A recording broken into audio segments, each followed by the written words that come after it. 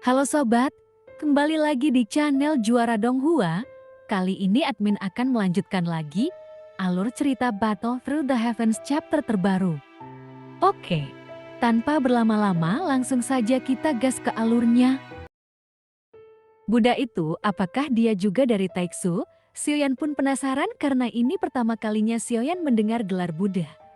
Dia pun mau tidak mau bertanya dengan rasa ingin tahu. Kenapa kau bicara omong kosong? Kita semua berada di alam misterius surga barat. Buaya Ba melambaikan tangannya dan berkata, Xiaoyan pun kaget saat mendengar ini. Dia tidak pernah memikirkannya, dia benar-benar berada di alam misterius surga barat. Jika tidak ada alam dewa kekacauan, Xiaoyan mungkin tidak akan mengetahuinya. Tapi sekarang dia tahu, alam misterius surga barat juga merupakan salah satu dari 9 alam terkuat. Hal ini terlihat dari informasi yang diperoleh dari pertemuan tersebut, bahwa San berasal dari Suanji surga barat.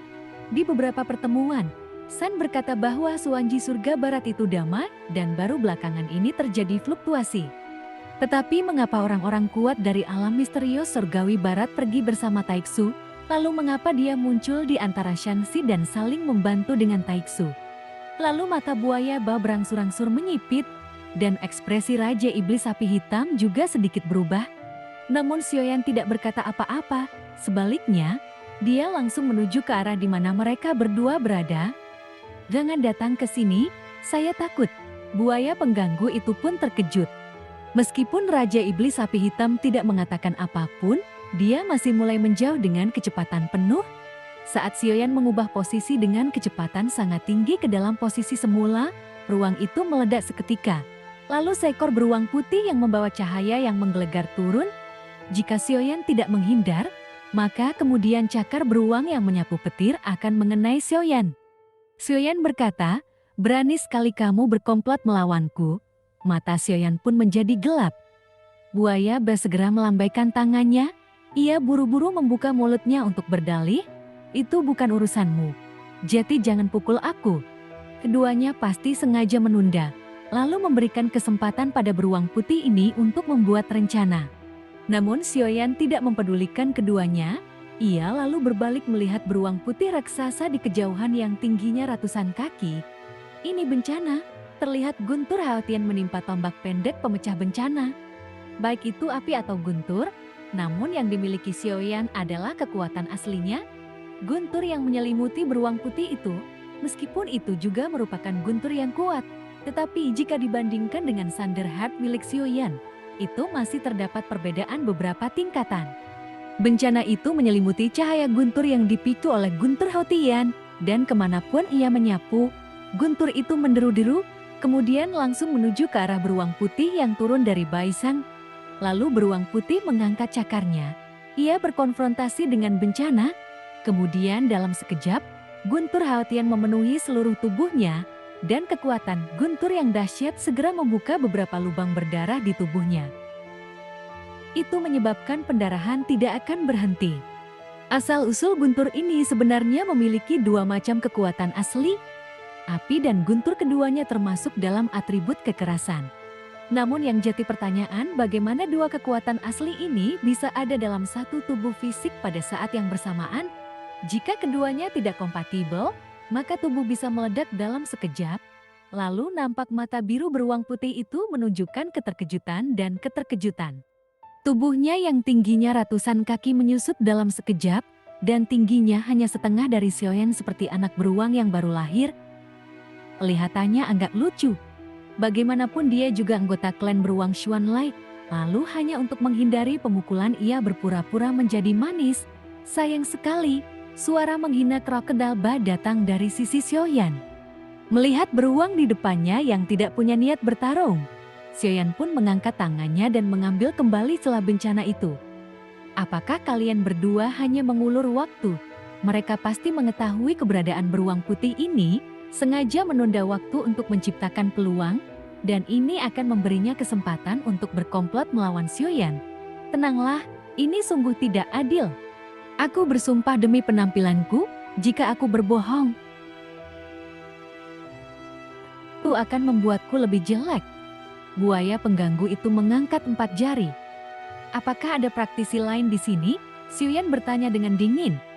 Buaya itu menjawab, sudah hilang. Benar-benar hilang, hanya kita 3 monster yang ada. Nampak buaya Ba merendahkan suaranya dengan sangat pelan. Sepertinya ia bahkan tidak bisa bernapas, dan dia bahkan menyebut dirinya monster. Xiuyan pun tidak punya waktu untuk menghadapinya, dan kuncinya adalah menemukan jalan keluar dari sini sekarang. Xiuyan bertanya, kamu pasti sudah lama berada di dimensi ini, kan? Tahukah kamu di mana letak kekurangannya? Atau bagaimana cara pergi? Buaya Ba, Raja Iblis Sapi Hitam, dan Beruang Putih, mereka semua berdiri di jalur yang sama, dan Xiuyan pun seperti seorang guru yang menegur mereka. Namun mereka semua berdiri dengan patuh, dan jika dilihat dari kinerja mereka, yang membuat Xiuyan merasa bukanlah mereka pengecut, namun ini lebih seperti mereka terbiasa takut dipukuli, jadi lebih baik menundukkan kepala daripada dibunuh. Aku tahu sedikit tentang ini, Buaya Ba berbicara lagi. Kata-katanya cukup rahasia ketika mengatakan itu.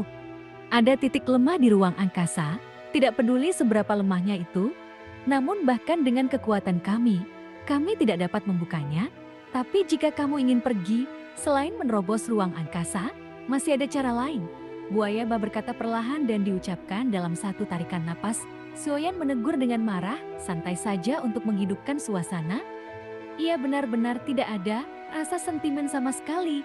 Lalu ia berkata, ada cara lain. Makhluk itulah yang membunuh semua bintang di angkasa ini. Buddha Kamitsu seharusnya bisa membujuknya untuk muncul.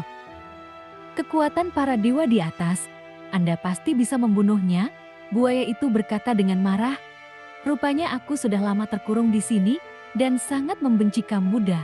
Xiuyan pun mengerti ketiganya dari mana, dan mereka datang untuk membunuh Xiuyan. Dan nampaknya mereka sedang menunggu penyelamat di luar angkasa, lalu menunggu seseorang dengan kekuatan yang lebih kuat muncul. Kemudian dengan sedikit sanjungan, mereka harap Xiuyan bisa memimpin mereka keluar dari sini. Xiuyan pun melakukan perjalanan melalui bintang-bintang ini, artinya ia telah melihat kota-kota itu, di sana ada makhluk hidup nyata dan punya jiwa, juga segala sesuatunya bisa tumbuh. Jadi cara kedua yang disebutkan Crocodile Ba jelas tidak berhasil. Namun Xiuyan memiliki mata anjing, jadi tidak perlu rencana yang kedua. Ia hanya perlu menemukan kekurangan ruangnya, dan ia harus bisa menerobos dan meninggalkan dunia ini. Dia berjalan pergi ke kelemahan luar angkasa. Tuhan tetaplah seorang bodhisattva, berbeda dengan monster seperti kita, hanya ingin memakan orang. Buaya Ba terkekeh. Kulit kepala yang digaruk dengan cakar mengeluarkan suara berderak ketika menyeringai. Bahkan terlihat ada jari manusia di antara giginya. Ikut dengan kami, saya bisa berubah menjadi lebih besar dan membawamu ke sana. Terlihat Xiuyan memandang Beijong yang berpura-pura menjadi manis dan berkata, lalu beruang putih itu tercengang.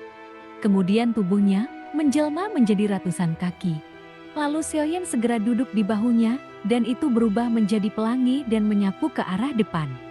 Namun pada saat ini, sebuah celah besar tiba-tiba muncul di angkasa seolah terkoyak. Terlihat di sepanjang celahnya, ada satu mata terbuka dan berbalik menatap ke dalamnya.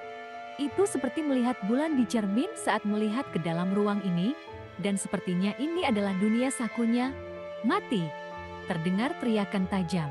Segera, ketiga monster itu merasakan sesak di dada mereka, dan segera seteguk darah muncrat. Namun hanya Xiuyan yang tidak merasakan apapun. Dia hanya mengangkat kepalanya dan menatap mata yang mengintip di celah itu.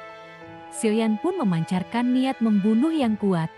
Mata itu tertuju pada Xiuyan sebentar dan segera menghilang. Terlihat retakan luar angkasa juga menghilang. Apakah dia selalu seperti ini? Bukan itu masalahnya, meskipun kita adalah monster, tetapi dia juga bukan orang baik, kata si pengganggu buaya dengan makian. Ayo cepat, keterlambatan akan membawa perubahan, kata Xiuyan. Meski tidak ada penundaan lebih lanjut, ketiga pelangi di angkasa semuanya bergerak maju dengan kecepatan penuh.